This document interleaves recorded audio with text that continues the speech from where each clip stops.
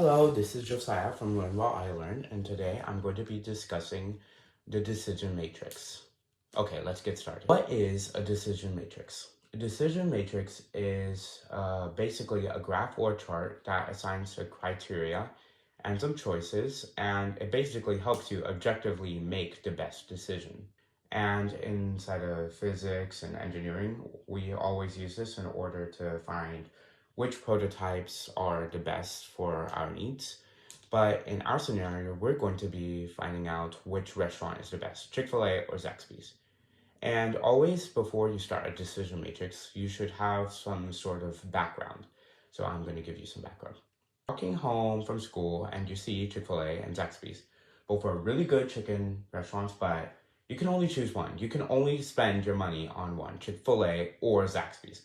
Really tough decision. So you whip out that handy notebook of yours and you make a decision matrix. So first, you list your choices.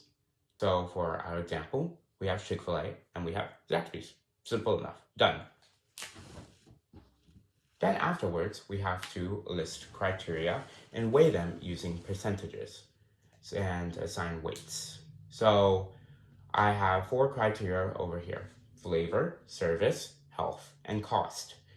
And now I'm going to assign weights, percentage weights. One thing about percentages is they always have to add up to 100 when you're doing the decision matrix. So make sure that they add up to 100. Seems like they add up to 100. And basically what the weight does, it basically sees which one is most important to you.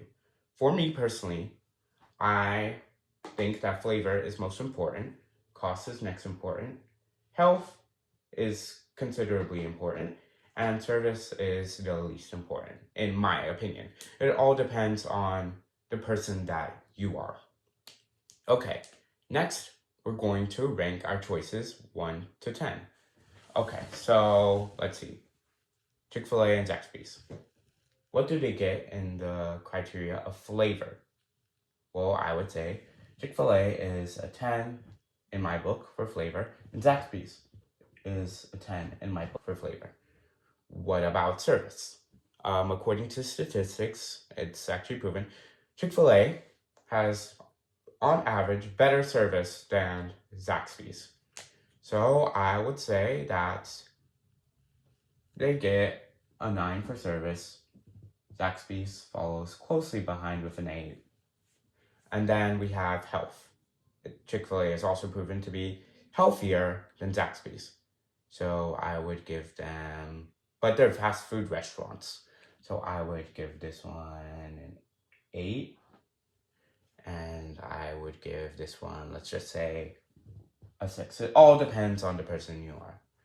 And then we have cost. Okay, Chick-fil-A is on average more expensive than Zaxby's. So let's see. I would give it a 7 for cost. And I would give Zaxby's 9 for cost, let's just say. Okay, so we have all of our scores put. Then we have to multiply each score by the criteria weight that we have here.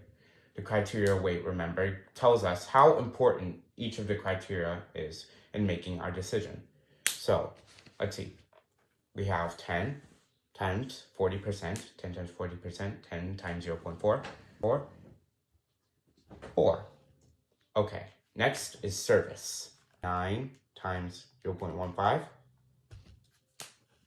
1.35. Next we have health. 8 times 0.2 is 1.6. We're multiplying our score right here by the criteria right here in order to see what our weighted score is.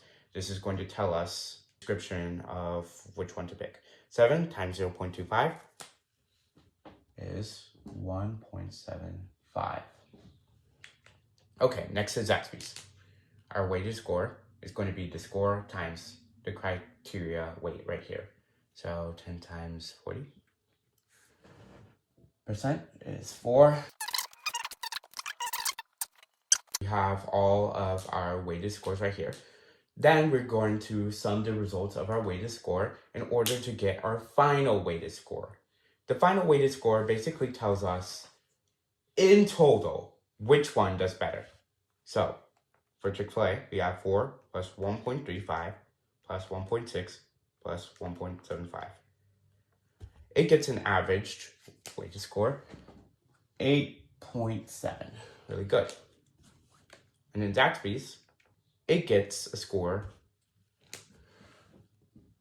of 8.65 for its final weighted score. So what does this tell us? It tells us, based off of the criteria and the weights that we have for our criteria, and based off of the scores that we gave each restaurant, we have these final weighted scores that tell us which restaurant is better. So we're going to compare. Chick-fil-A is higher than Zaxby's. The highest weighted score is the best option. So this tells us Chick-fil-A beat Zaxby's, but barely. Okay, so decision matrices always depend on what scenario you're in. Let's say I'm buying a chair instead. I would look at cost, I would look at aesthetics, I would look at comfortability. And it always depends on the background as well. So let's say I'm looking forward to a healthier option than flavor. I would kind of deduct from flavor and add to health. Let's say I'm looking for more service than cost, or anything like that. It all depends on who you are. But a decision matrix is used in order to give the best objective option thanks to the criteria that you set. In a day-to-day basis, in a daily basis, you're not going to use decision matrix. But if you're using it for a bet or for a big decision, it's really important that you take into consideration mathematically. So yeah, this was Josiah from Learn While I Learn, and I hope that you have learned while I learn. Thank you for watching this video. Bye everyone!